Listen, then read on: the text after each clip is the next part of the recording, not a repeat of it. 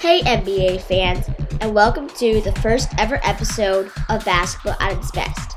I hope you've enjoyed part 1, and if you haven't seen part 1, you're probably going to want to watch that now, or else you're not going to get anything that's going on here in part 2. So anyway, here's part 2, and please enjoy part 2. While NBA teams spark excitement in NBA fans, it was individual players that got the crowd going. And what better player to start with than 2010-2011 MVP Derrick Rose. In the 2009-2010 season, Derrick Rose was good, but not a superstar, something he had wanted to be since he had watched Michael Jordan play in his house in the south side of Chicago. 2010-2011 was Rose's breakout season.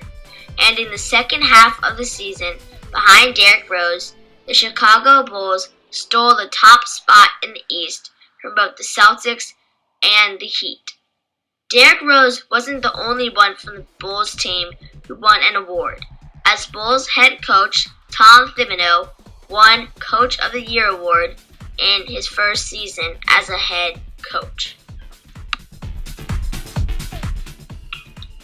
This season, many records were broken, and one of the record breakers was Minnesota Timberwolves' Kevin Love.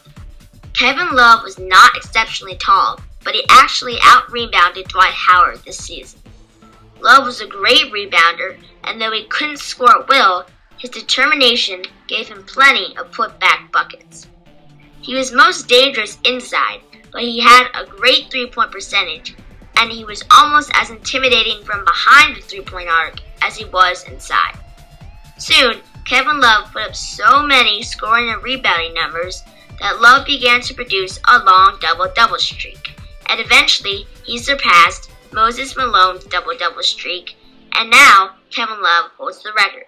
So it was no surprise to me that Love won the Most Improved Player award.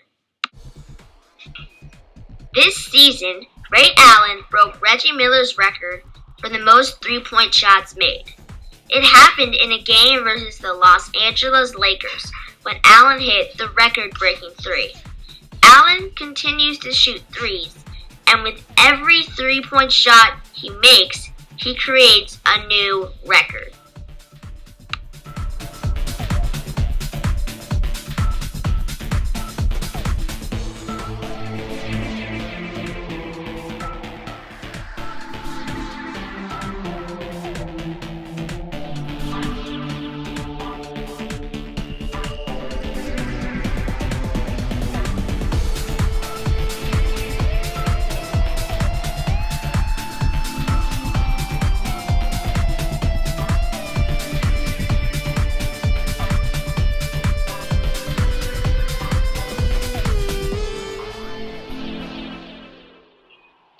While it took Allen many years for him to break Reggie's record, it was Oklahoma City's Kevin Durant who broke a record with his youth.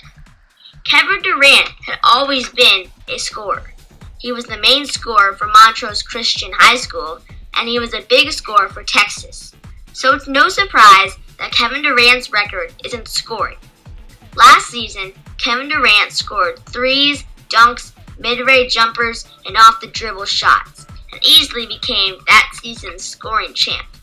This season, as point guard Russell Westbrook turned all-star, Durant was hit with better passes, thus scored more often. This season, Durant became the scoring champion, winning this title 2 times in a row. So, what's the big deal? First of all, it's hard to score as much as he did 2 seasons in a row, but the record is that KD is the youngest player ever to be the scoring champ 2 seasons in a row.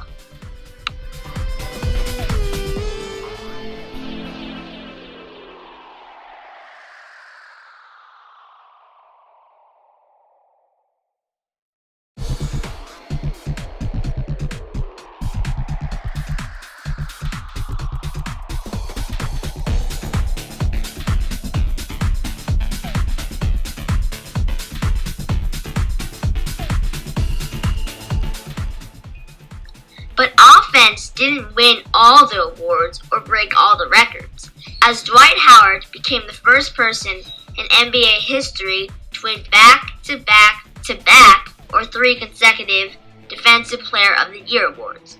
I believe that even though Dwight Howard didn't always lead the league in blocking shots, he's probably the most intimidating guy to shoot against, either him or LeBron James.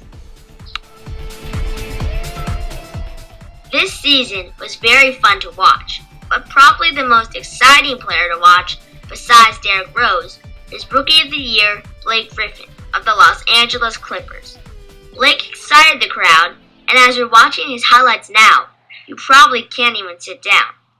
Blake lit up the court with his amazing moves and slam dunks, and though some were surprised, I was not surprised at all that Blake Griffin was selected to play in the All-Star game, the first time a rookie played in a game since Tim Duncan back in 1998.